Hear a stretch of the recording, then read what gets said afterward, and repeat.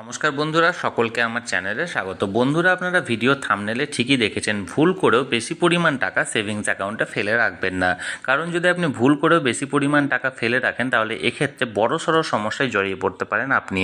এমনকি সমস্যাটা এতটাই গুরুতর হতে পারে যে আপনাকে পাঠানো হতে পারে notice. Reserve bank of India অর্থাৎ আরবিআই এর তরফ থেকে সেভিংস অ্যাকাউন্ট সম্পর্কিত একটি লেটেস্ট সার্কুলার জারি করা হয়েছে এবং এই সার্কুলারে এই সকল বিষয়গুলিকে ক্ল্যারিফাই করা হয়েছে যে আপনি সেভিংস অ্যাকাউন্টে ম্যাক্সিমাম কত টাকা পর্যন্ত রাখলে আপনি বিপদমুক্ত হিসাবে থাকবেন, বা কোন লিমিট ছাড়িয়ে গেলে আপনাকে সমস্যায় জড়িয়ে পড়তে হতে পারে, বা সমস্যাটা এতটাই গুরুতর হতে পারে যে আপনাকে পাঠানো হতে পারে নোটিশ। আজকের ভিডিওতে সকল কিছু বিষয়ই আমরা বিস্তারিতভাবে জানার চেষ্টা করব, সেই সাথে আরবিআই এর যে লেটেস্ট সার্কুলারটা জারি করা হয়েছে সেই বিষয়ে বিস্তারিত জানব। ভিডিওটি সকলের জন্য অত্যন্ত গুরুত্বপূর্ণ, তাই প্রথম থেকে শেষ পর্যন্ত অবশ্যই ধৈর্য সহকারে দেখবেন এবং ভালো লেগে থাকলে অবশ্যই একটি লাইক করবেন এবং সকলের সঙ্গে শেয়ার করবেন। আর সেই সাথে এই চ্যানেলে যদি প্রথমবার হয়ে থাকেন এই রকমের ইনফরমেটিভ ভিডিও আরও দেখার জন্য, যারা এখনও পর্যন্ত এই চ্যানেলটিকে সাবস্ক্রাইব করেননি তারা অবশ্যই চ্যানেলটিকে সাবস্ক্রাইব করে রাখবেন। তাহলে চলুন আমরা বিস্তারিত দেখে নিই। প্রত্যেকেরই কোনো না কোনো ব্যাংকে বা পোস্ট অফিসে সেভিংস অ্যাকাউন্ট করা আছে, কিন্তু আমরা অনেকেই জানি না যে রিজার্ভ ব্যাঙ্ক অফ ইন্ডিয়ার লেটেস্ট সার্কুলার অনুযায়ী একটি সেভিংস অ্যাকাউন্টে ম্যাক্সিমাম কত টাকা পর্যন্ত রাখাটা নিরাপদ অর্থাৎ বিপদমুক্ত। আমরা চলুন এক এক করে জেনে নিই যে নতুন সার্কুলারে কি বলা হয়েছে। প্রথমত, আন্ডার সেকশন 80 TTA এর অন্তর্গত আমরা প্রত্যেকেই সেভিংস অ্যাকাউন্ট থেকে একটি ফাইন্যান্সিয়াল ইয়ারে অর্থাৎ একটা অর্থবর্ষে ম্যাক্সিমাম 10,000 টাকা পর্যন্ত যে ইন্টারেস্ট, সেই ইন্টারেস্টটা ডিডাকশন হিসাবে পেয়ে থাকি অর্থাৎ ছাড় পেয়ে থাকি। কিন্তু 10,000 টাকার বেশি ইন্টারেস্ট যদি হয়ে থাকে তাহলে সেটা ইনকাম ট্যাক্সে আমাদেরকে আউট ইনকাম অর্থাৎ ইনকাম ফ্রম আদার সোর্সে ক্যাটাগরিতে এখানে অন্তর্ভুক্ত করতে হয়। তাহলে যদি প্রথমত আমরা ধরে নিই যে 80 TTA এর অন্তর্গত আমরা 10,000 টাকা পর্যন্ত নিরাপদ যদি আমরা ইন্টারেস্টটা নিতে চাই এবং সেখানে যদি ছাড়টা পেতে চাই তাহলে আমাদেরকে কত টাকা জমা রাখতে হবে।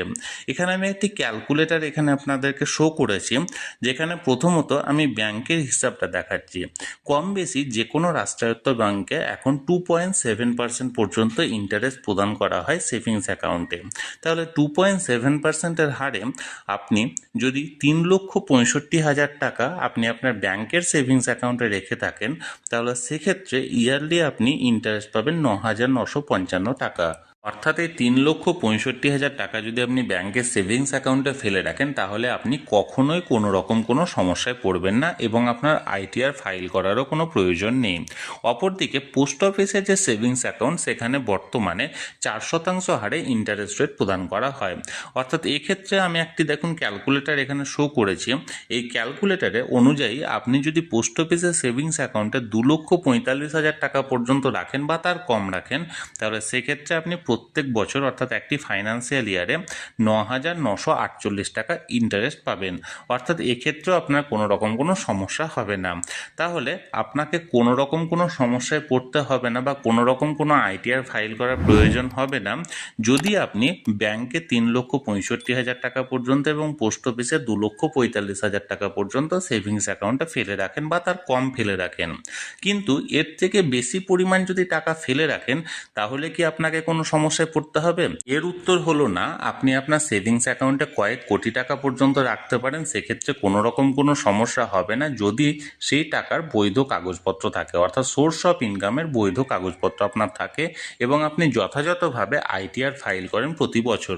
কিন্তু যদি আপনার আইটিআরে সেই টাকার কোনো রকম হিসাবে কোনো সমস্যা দেখা যায় বা কোনো হিসাবে যদি লেনদেনে কোনো রকম কোনো সমস্যা থাকে তাহলে সেক্ষেত্রে আপনি বড়সড় সমস্যায় পড়বেন। এবার অনেকেই প্রশ্ন করতে পারেন যে আমার কম বেশি কয়েকটি ব্যাংকে অ্যাকাউন্ট আছে সেভিংস অ্যাকাউন্ট এবং প্রতিটি সেভিংস অ্যাকাউন্টে যদি আলাদা আলাদা পরিমাণ আমি টাকা রাখি তাহলে সেক্ষেত্রে আমার তো সমস্যা হওয়ার কথা নয়। কিন্তু এর উত্তর হলো না। আপনি যেখানেই সেভিংস অ্যাকাউন্ট আপনার নামে খুলে রাখেন, যে ব্যাংকেই খুলে রাখুন না কেন, আপনাকে আপনার নিজের প্যান কার্ড দিয়ে বর্তমানে খুলতে হবে এবং নিজের প্যান কার্ড দিয়ে যখনই অ্যাকাউন্ট করবেন তখনই সমস্ত ট্রানজাকশান অর্থাৎ সমস্ত ব্যাংকের সমস্ত অ্যাকাউন্টের ট্রানজাকশান আপনার প্যান কার্ড থেকে ট্রানজাকশান হিসাবে গণ্য করা হবে এবং সেক্ষেত্রে একটি প্যান কার্ডে ম্যাক্সিমাম 10,000 টাকা পর্যন্ত ইন্টারেস্ট আপনাকে ট্যাক্স ফ্রি হিসাবে গণ্য করা হবে। তারপর সেক্ষেত্রে টিডিএসটা কাটা হবে। অর্থাৎ পার প্যান কার্ডে আপনি ম্যাক্সিমাম 10,000 টাকা পর্যন্ত আপনি ইন্টারেস্টটাকে ডিডাকশন হিসাবে পাবেন। এবার অনেকেই প্রশ্ন করে জানতে চেয়েছেন যে ম্যাক্সিমাম কত টাকা পর্যন্ত সেভিংস অ্যাকাউন্টে ট্রানজ্যাকশন করলে কোনো রকম কোনো সমস্যায় পড়তে হয় না। এর সহজ উত্তর হলো ম্যাক্সিমাম 10 লক্ষ টাকা পর্যন্ত আপনি আপনার সেভিংস অ্যাকাউন্টে বিপদমুক্ত অর্থাৎ সমস্যা ছাড়া আপনি ট্রানজ্যাকশন করতে পারেন। অর্থাৎ একটি ফাইন্যান্সিয়াল ইয়ারে আপনি ম্যাক্সিমাম 10 লক্ষ টাকা পর্যন্ত ডিপোজিট বা ট্রান্সফার বা উইথড্র আপনি করতে পারেন, যেখানে কোনো রকম কোনো সমস্যা হবে না বা কোনো রকম কোনো নোটিশ বা চিঠি আপনাকে পাঠানো হবে না। কিন্তু 10 লাখ টাকার বেশিও আপনি কি ট্রানজ্যাকশন করতে পারবেন না? এর উত্তর হলো হ্যাঁ পারবেন, তবে সেক্ষেত্রে আপনাকে যথাযথ বৈধ কাগজপত্র রাখতে হবে এবং যদি কোনো রকম কোনো নোটিশ বা চিঠি পাঠানো হতে পারে তাহলে সেক্ষেত্রে সন্তোষজনক অর্থাৎ স্যাটিসফ্যাক্টরি অ্যান্সার আপনাকে দিতে হবে যে এই টাকার সোর্স অফ ইনকামটা কি, কোথা থেকে পেয়েছেন, অর্থাৎ আপনি এই টাকাটি কোনো প্রপার্টি সেল করে পেয়েছেন বা কোনো জমি বিক্রি করে পেয়েছেন না কোথা থেকে আপনার টাকা এলো, সমস্ত ডকুমেন্টস আপনাকে এক্ষেত্রে রেডি রাখতে হবে। আর 10 লাখ টাকা পর্যন্ত যদি আপনি ট্রানজ্যাকশন করে থাকেন তাহলে কখনোই কোনো রকম কোনো নোটিশ বা চিঠি আপনাকে পাঠানো হবে না। এরপর অনেকেই বলে থাকেন যে আমার ধরুন 3-4টে অ্যাকাউন্ট আছে এবং প্রতিটি অ্যাকাউন্টে কি আমি 10 লাখ করে সুবিধা পাবো? এর আগের মতো উত্তর হলো না। আপনি যতগুলি অ্যাকাউন্ট করে থাকুন না কেন আপনি পার প্যান কার্ড 10 লক্ষ টাকা পর্যন্ত কোনো রকম কোনো সমস্যায় পড়বেন না একটি প্যান কার্ডে একটি ফাইন্যান্সিয়াল ইয়ারে ট্রানজ্যাকশন করার ক্ষেত্রে।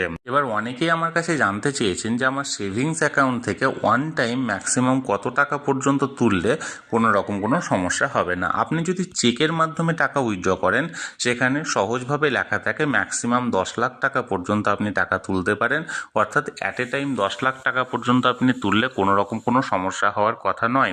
কিন্তু আপনি বাই ক্যাশ বা কোনো রকম কোনো ট্রান্সফার যদি করেন তাহলে সেক্ষেত্রে আপনি ম্যাক্সিমাম ওয়ান টাইম 2 লক্ষ টাকা বা তার কম ট্রানজ্যাকশন করুন। অর্থাৎ 2 লক্ষ টাকার বেশি যদি ট্রানজ্যাকশন করেন তাহলে সেক্ষেত্রে সেই জিনিস নিয়ে একটা এনকোয়ারি হতে পারে, তবে 2 লক্ষ টাকার কম যদি করে রাখেন অ্যান্ড ওয়ান টাইম হিসাবে, অর্থাৎ একবার 2 লক্ষ টাকা করলেন আবার পরের দিন আবার 2 লক্ষ টাকা করলেন, তাহলে সেক্ষেত্রে কোনো রকম কোনো সমস্যা হবে না এবং ম্যাক্সিমাম একটা ফাইন্যান্সিয়াল ইয়ারে 10 লক্ষ টাকা পর্যন্ত ট্রানজ্যাকশন করা যায়। আশা করি বিষয়টি আমি বোঝাতে পেরেছি।